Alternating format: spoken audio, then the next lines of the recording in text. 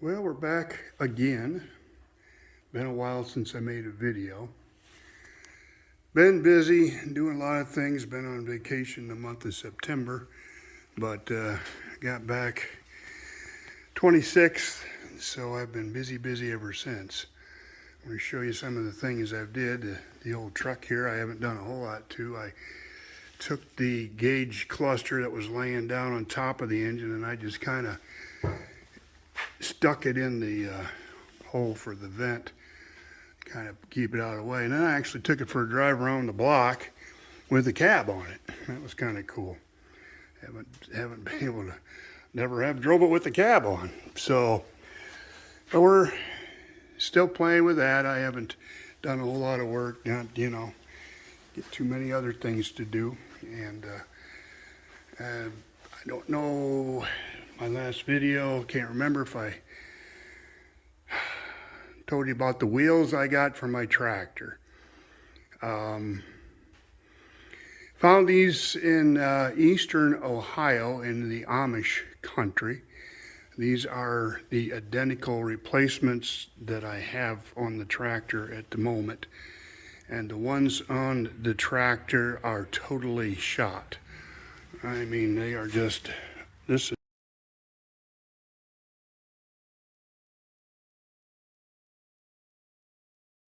is all rusted out. It had sodium chloride in the tubes for weight, and it's just a salt water is all it is. Well, if you get a hole in your tube, that comes out, and of course it will rust your metal, and over the years it's just disintegrated them.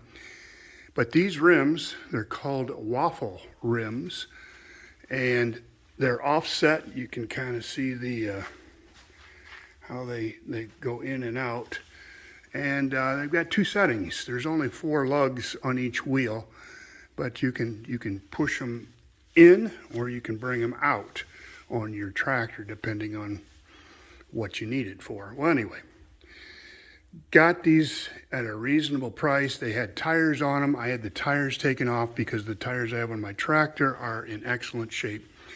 So we're going to pull those wheels off, take them up, and put the tires on these rims. But in the meantime, I had these sandblasted and I painted them. And I just finished the final coat today. There's that. They're not the nicest looking paint job, but they are sealed. And again, I used KBS paint and I used a sealer. It's called Rust Seal, and treated the wheels after they were sandblasted and then painted them. And so I got good faith in them that they will not ever rust again, really. Well, not in my lifetime anyway. I will never see the problem. So anyway, we're going to get that done. One thing I wanted to show y'all,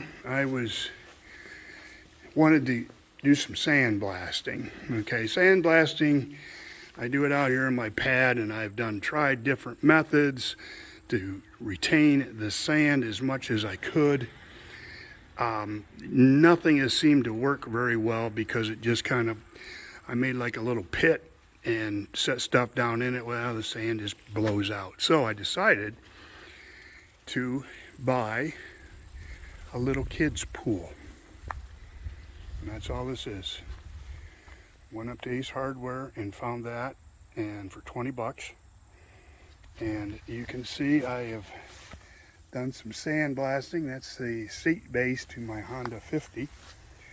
But I threw this tarp over it to retain the sand, and you can see there was some that blew out the front. But that's it. There is no sand anyplace else around. And most of it is inside the pool. So what that's going to do for me is to be able to reclaim that sand, as much of it as I can, without having to buy bag after bag. So, but anyway, that is my little sand blasting tent that I made. I guess you where you reclaim your sand. But Harbor Freight sand blaster, does a decent job on little stuff. You know, you couldn't do big stuff like those wheels. I took them to a guy to have those done, as well as my truck. Yeah, I'll show you, I guess, what I've done. This is my Honda 50. I've got the seat off of it. Had some charging issues, and so I bought a part for that, a rectifier. Hopefully that will fix that problem. Here's the old seat. As I mentioned, this is a mid-60s seat, and so I'm going to purchase some high-density foam. And this is just pretty uncanny how they stacked all these pieces in here. But I'm going to try to mimic that. And this was the old cover. You can see it was pretty well chewed up in the back. It is the original. It's got the old texture to it. So the new one I don't think is going to have that, but that's all right. But that's all we've been doing. I have been playing with this temperature gauge, trying to get it to work. I can't get it to work. I'm going to try calling around a few places that do gauge restoration to see if they would attempt something like that. This is the one that I purchased along with the fuel fuel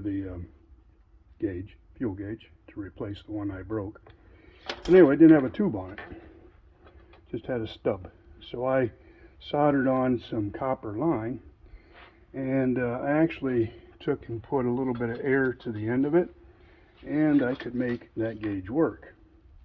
So what I tried here was I drilled a hole in the end of this bulb. This is filled with ether, as well as the entire line fills with ether. And then it's got this little, they call it a bourbon tube,